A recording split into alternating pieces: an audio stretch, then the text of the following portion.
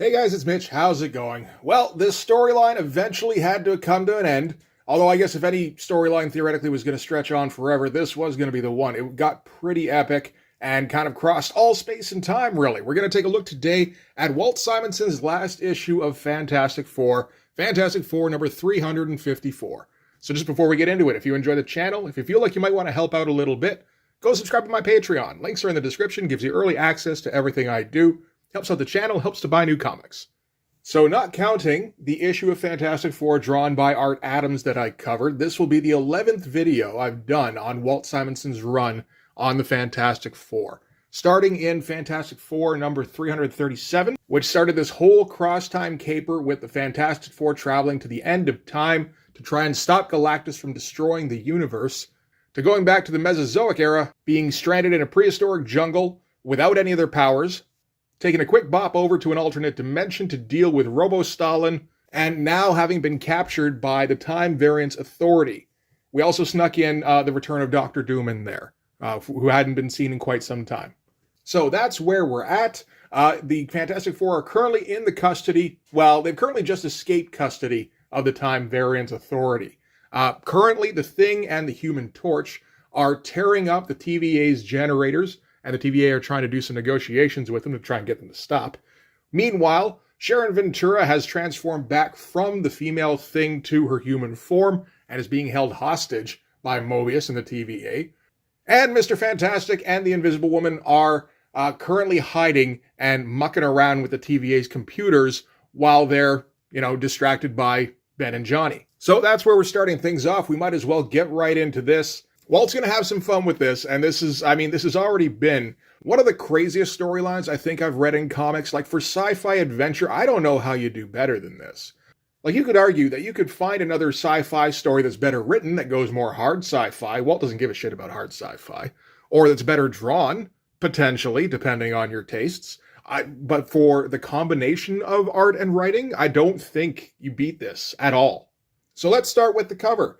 That's one of the best Walt Simonson covers I think I've ever seen. There have been some really good ones in this run, and I like a lot of really good ones. From the last few issues we covered actually with Walt Simonson covers, where he would profile a member of the Fantastic Four. So you got these like poster quality covers. Actually, that's maybe the one nitpick I have with this, because issue 350, 352, and 353 each featured Ben, then Reed, then Johnny. So theoretically following the pattern, you'd think this would be Sue, but I mean, Sue's the most noticeable, maybe? I think the problem is that Walt never really knows what to do with Sue. She's always just she's a support character. She'd be the equivalent of like the healer of the group. She stays in the background and she, pumps everybody else up, but she doesn't do a ton herself. And this issue is not really going to be the issue where she takes over, so that's got to be probably the main reason for it. I wonder if Walt was thinking that, though. Where 350 is, that is the return of the Rocky Orange Thing. 352, the cover featured directly into the storyline in a way that I don't think I've ever seen before. And at that point, maybe he realized what he was doing. It's like, hey, you know what? Johnny does stuff in 353. Let's do that, too. And then he kind of wrote himself into a corner. It's like, I can't think of a way for Sue to save the day. This is still Reed's show after all. Well, as long as I'm writing it anyway. So given that he wasn't sticking to the template, like this is, I think, about as good as it gets. In case you're not, it's a little busy. So in case you can't quite tell, this is a space train, an astro-train, if you will, very lovingly rendered, set against the cosmos with the Fantastic Four all hanging on for dear life. Gives us a great Dutch angle. Gives us, like the thing speeding at us. I don't think it would have occurred to me that Walt was a train guy, but, after having read this issue, I can totally see it. Yeah, Walt seems like that kind of guy. All right, so we're going to start off with a splash page, as is tradition. We're not getting a double splash in this. I think Walt's got just a bit too much story that he wants to get to. So we all go, aw, and then, we go, okay, well, let's see the story then, because it's probably pretty good. So kicking things off, we get like an over-the-shoulder shot from behind Ben and Johnny as the TVA are gathering around the generator that they've been tearing up. Mobius helpfully goes through all of the recap stuff that I just gave you, so we don't have to do that here. The only extra bit is that Mobius has offered Ben an opportunity to set him back in at home in his timeline, only, rearranging events so that he never was the thing. He never went up in the shuttle. He never got the cosmic radiation, so he's never in any danger of turning into the thing. And he can go back with Sherry and have, a normal relationship, just kind of have an average life. Just be a regular dude. And which is kind of all Ben really wants. And this is such a great shot on the angle here. And, I guess, we're showing a fair amount of floor here, but, we're managing to fit in all of the TVA agents in the background here, and he's not really skimping too much on the detail. We got I love this shot of Ben here. Like, I love the shapes he's picked for the arms. You've got a rocky character, so you pick slabs and just pile up shadows behind them. But I think he picked the right slabs. And I like the texture that he throws on everything. Of course, this is written, penciled, and inked by Walt. This is lettered by Bill Oakley. Still no John Workman, but that's okay. Bill Oakley's pretty good. He does a decent job in this. So they're listening to Mobius's offer, and Johnny's like, well, you're not actually listening to this, are you? It's like, I'm probably not listening to it. What are you talking about? And Johnny's like, well, his whole thing doesn't make any sense. If there's no accident, there's no Fantastic Four. And Ben's still like, yeah, well, what do you care? Reed's still going to be super smart. Sue will still be beautiful. You'll still have your hot rods, and I'll just have a normal life with Sherry. Maybe even have kids. How great would that be? And he's going through that, and he goes, well, wait a minute. We just went forward in time till 40 years in advance where Galactus was going to end our universe. What happens then if there's no FF to deal with that? And Mobius just kind of goes, well, I mean, we could maybe try and move some things around, but, you can't make an omelet without breaking some eggs. And so Ben puts two and two together that was the plan, to try and put them back in their timeline and just go, oh, it's okay. In 40 years, that'll all get wiped out anyway. That'll clear it off our books, and we won't have to worry about the Fantastic Four or any of their fucked up time anomalies. So now that the cat's out of the bag, Mobius sends in his cyber troops to go and deal with Ben and Johnny. All these great little Kirby-looking figures here, and kudos to the colorist for separating these two in the front, and then, kind of layering the ones in the back as well, so they don't just get all lost in the line work. Because that's a bit of a busy drawing. So Johnny's going to get back to work trying to melt this generator, while Ben is going to hold off all these soldiers that have come streaming at them. Again, we're not getting a double-page splash, but we're getting some fun drawings. We're getting a few of them, too. Like, I like this one here. Anytime, Walt does a power blast or Johnny doing his Nova Flame, it always looks fantastic. And this is a great looking angle here, like the high angle on a Dutch, just showing them all, kind of like hiding back behind the pillars, but, still wanting to yell out to negotiate.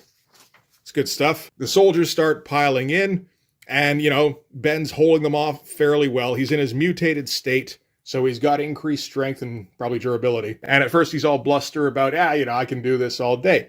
Only they keep piling in. It's like, well, I can do this for a little while. Another fun shot, and again, helpful with the colors to have all the soldiers be some kind of shade of blue, so Ben sticks out fairly nicely. And we're going to get some, Walt Simonson smashing pages, which are just great stuff. This is the kind of stuff I feel like Eric Larson looked at when he was younger and like, I'm going to draw that one day. I'm going to draw that every day. Meanwhile, back in the TVA headquarters, Justice Peace, who is the Judge Dredd stand-in in this story, he's employed by the TVA to just enforce the rules of the TVA, is looking through the debris of the Hall of Chronometry. When Ben and Johnny were doing their diversion, they went and smashed up all sorts of areas of the TVA, including the Hall of Chronometry, which was where all of the cubicles, all the desk workers were. So currently there's a large portion of the Hall of Chronometry that's just a bunch of floating debris. And Justice Peace isn't fooled by Ben and Johnny doing their light show over on the other side of the TVA. He knows that Reed is the most dangerous member because Walt Simonson's writing this. So he's decided to go and take a closer look at that field of debris. And doing that, he finds that there is some motion going on in there that he can't detect. Reed and Sue have commandeered a single intact desk, and Reed's been messing with the computer system in there for the last little while, as long as Ben and Johnny have been trashing the place. So they probably could have gotten away with that for a while regardless, with the amount of distraction going on. But just in case, Sue is turning them invisible in the meantime. So Justice Peace figures out where the motion's coming from, even if he can't see it. and takes a high-power shot, armor-piercing shell, figures that should be enough, which bounces off the invisible shield, so it's tougher than he expected it to be. Nice circle panel showing the bubble here. I like that. So he has to readjust, but that gives Reed and Sue enough time to finish what they were doing. So Reed's plan was to give the TVA, he's been examining their system all this time, trying to figure out, the basic rules, figure out where he can worm in a little bit and how he could possibly implant a virus. So that's what he's going to do now. He boots up a hard disk, because of course he does. Justice Peace decides, okay, forget, trying to find the correct amount of force. We're just going to use all of the force, and uses a sustained beam on the bubble, which is basically too much for Sue to hold off for very long. She's saying the beam is cutting through it faster than I can regenerate it. And Reed, meanwhile, is behind her going, just another second, I'm still typing. And just before Justice Peace manages to break through, the program gets uploaded, and all of a sudden, as Reed says, the entire system is bifurcating over and over into multiple time fragments. In another moment, Peace won't know which Reed or Sue to shoot. So I kind of get what he's talking about, where he's basically infinitely splitting the timeline, filling the place up with Reeds and Sues. I would think these Reeds and Sues are also technically people, technically versions of themselves, potentially not versions of themselves, like if they were to go off in any particular minute variation on the actual destination they have, something like that. It's the kind of thing that, could be a vague point of debate when you're talking about multiple realities, where, if you're like, okay, so hang on a second, if I go like this for 5 minutes straight, that's one reality. What about if I go like this? Is that a different reality? What about if I go like this?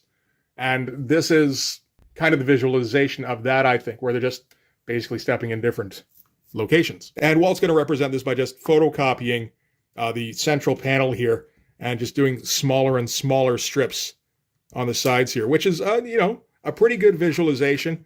Meanwhile, over in the generator at the power station, Ben and Johnny are still working over that generator, still trying to hold off the soldiers. It's getting pretty close when all of a sudden the virus kicks in. They start splitting off, and Reed had warned them that there was going to be some kind of signal when, they didn't need the diversion anymore. It's like, I think this might be it.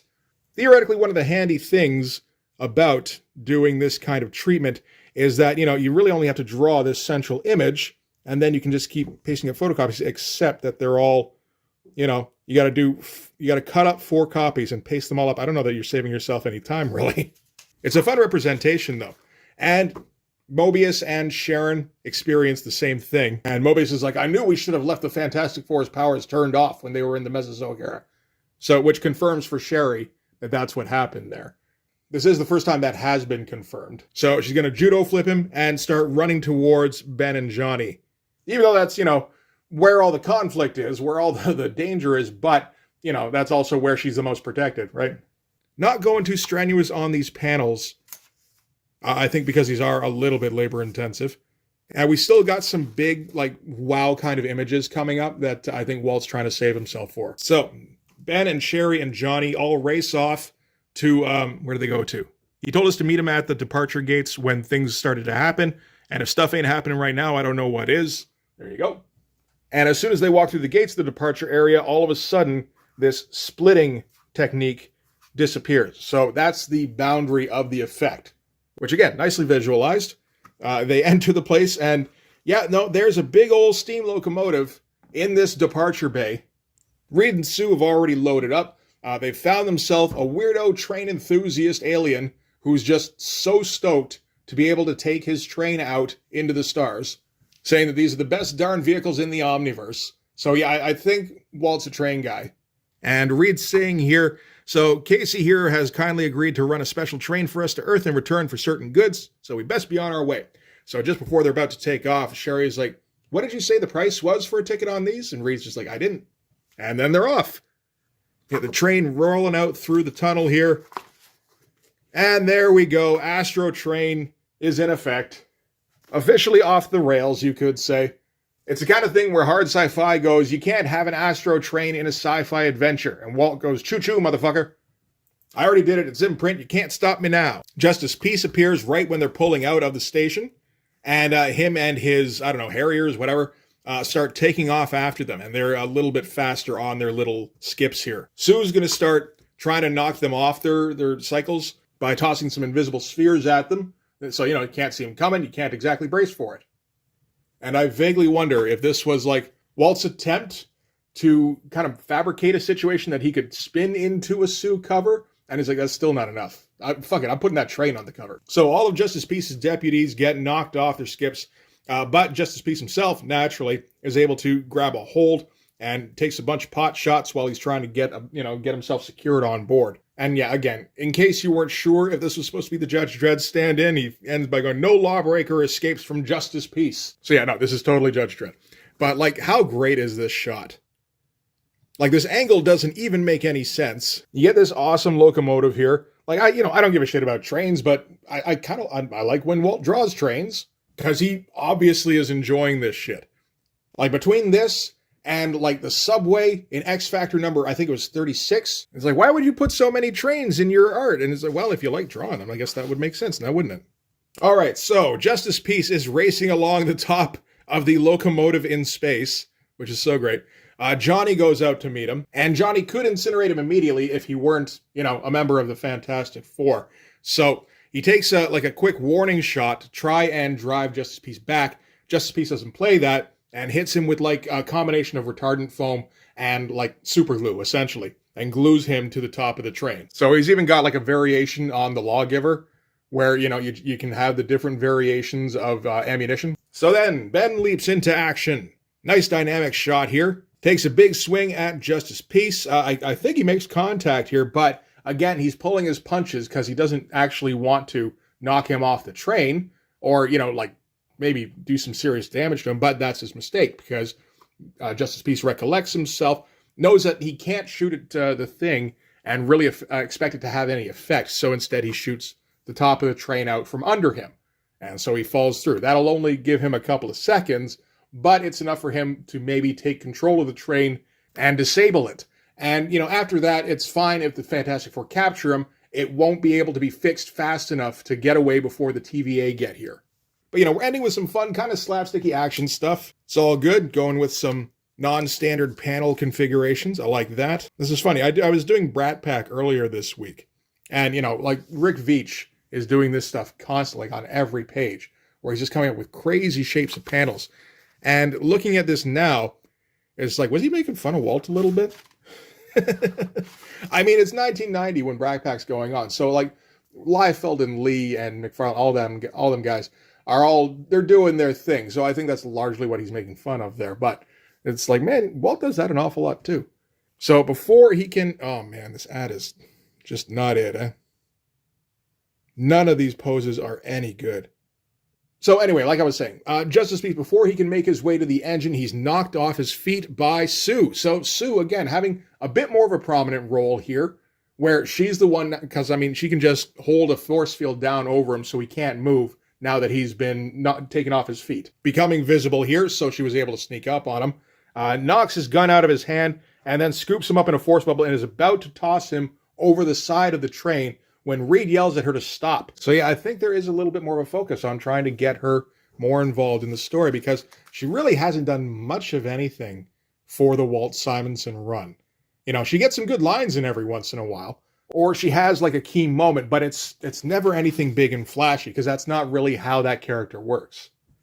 So Sue is still, she's like, no, it'll be fine. I'll toss him over the side and his TVA buddies will pick him up eventually, except she looks back and the cosmos is like shattering behind them. So this was the second part of the virus that Reed installed in the TVA system. And the purpose of this was to wipe out any reference of their Earth's continuum in the TVA records. So basically, he's deregistering their timeline. Once that part of the virus is complete, the TVA will have absolutely no record of, I guess it's Earth 616, whatever the hell. There'll be no excuse for the TVA to come back after them. And I'm not even sure if the TVA could find them again without having any mention of their timeline. And doing that is causing this cascade wave to follow them out from this particular part of the cosmos.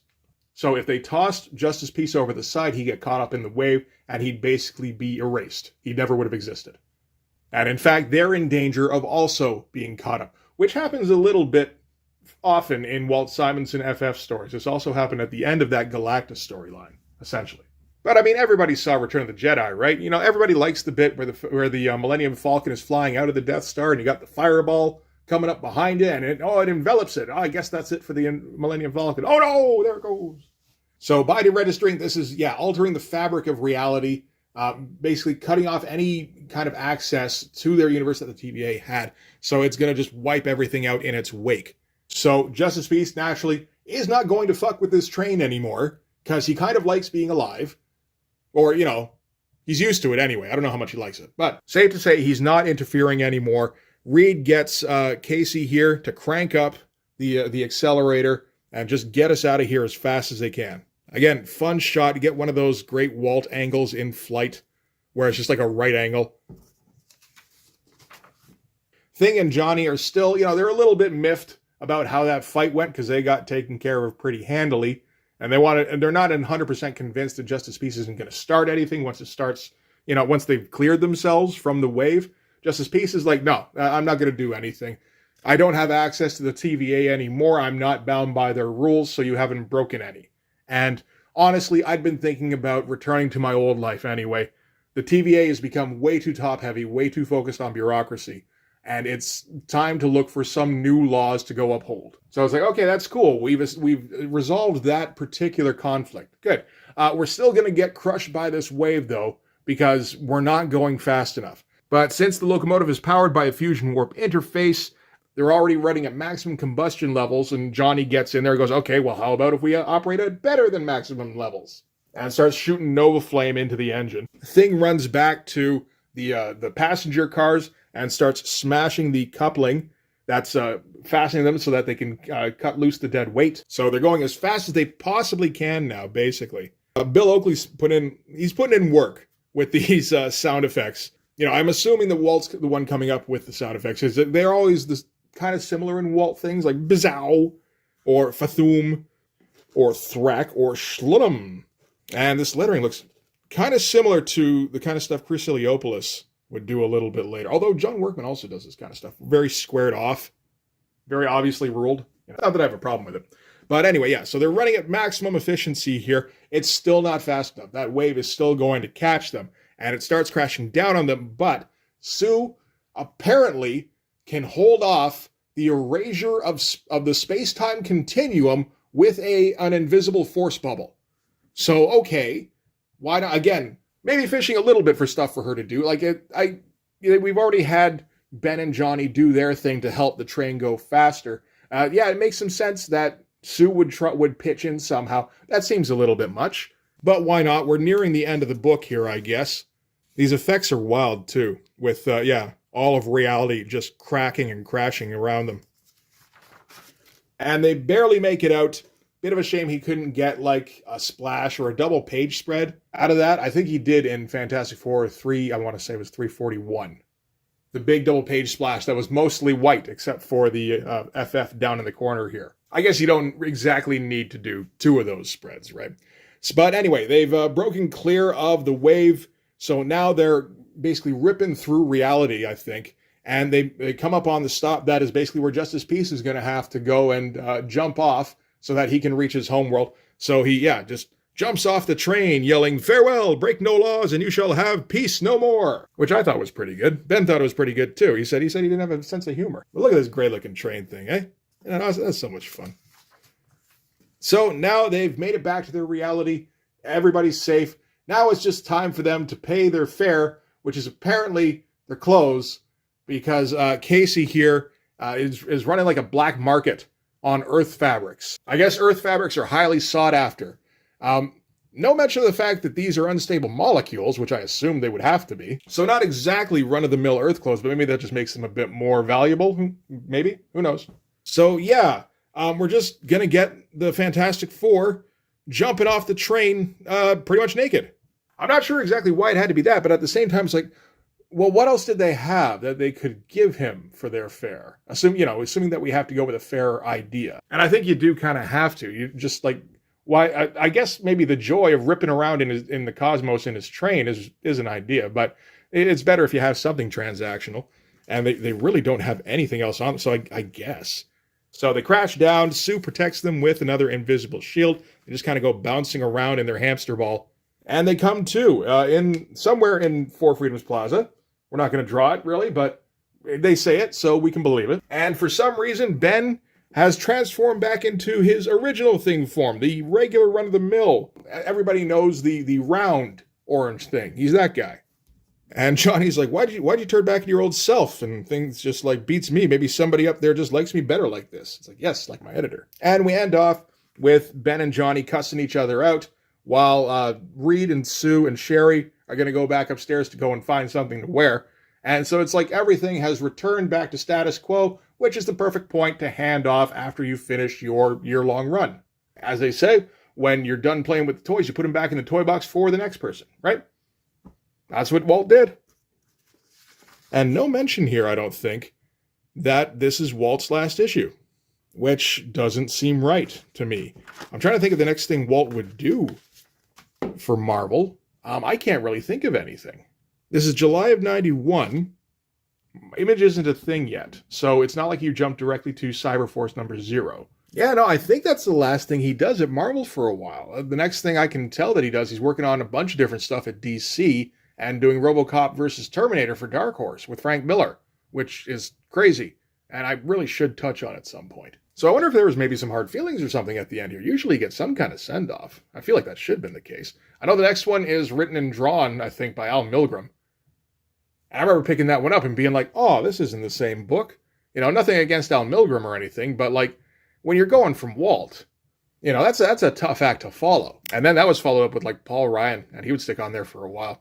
So yeah, Fantastic Four just kind of faded away. And then Marvel felt the need to revive it 5 years later because for some reason the sales were in the gutter. But anyway, that's just finding tangents further down the timeline. We don't need that. We're here in this moment. And in this moment, Fantastic Four comics are fucking great. I think I've covered every issue of the Fantastic Four that was written, penciled, and inked by Walt Simonson. There's another 5 or 6 that were written by him as well, but then guest penciled by Art Adams, Rich Buckler. Ron Lim did an issue. I don't know why. But yeah, these comics have been just some of the most fun comics I've covered over the course of this channel. I love sci-fi adventure stuff. And when we're talking about the scope of this comic, you know, Mesozoic era to the death of the universe, to alternate realities, to the bureaucracy that governs everything to do with time, and coming up with interesting problems and then coming up with interesting solutions for those problems, and giving us some of the best artwork, I think, of Walt Simonson's career, really. Like, I'll be the first to admit, I haven't looked at nearly enough Walt Simonson to say that, but I've seen bits and pieces. I know when he's having to rush. I know when he's just kind of, yeah, this is a fun, you know, this is okay. I'm getting a good paycheck out of this. And then I know when he's got a passion project. Well, I know because this is just a step above. I do have Star Slammers coming up at some point, though. The one he took to Bravura, which is, you know, that's Walt's baby. That is something that he wrote and penciled and inked himself as well. And that's the first comic that he put together that was essentially professional, that he used as his portfolio to take to the big two. So I'm kind of stoked to see what exactly Walt's doing with that when he revisits it like 20 years after he originally envisioned it. So that'll be fun. But for this one anyway, that's going to do it. Thanks very much for watching. If you like this video, please hit like, hit subscribe, hit the notifications so you know when the next one's coming out. Go over and subscribe on my Patreon. It gives you early access to everything I do, from the Blood Force stuff to the YouTube videos before they get uploaded to YouTube, as well as some Patreon exclusive content. You can also follow me on Instagram and DM me there for commissions, and you can join the Blood Force Discord server. But yeah, that's going to do it. Thanks again for watching, guys. I'll see you in the next one. Bye-bye.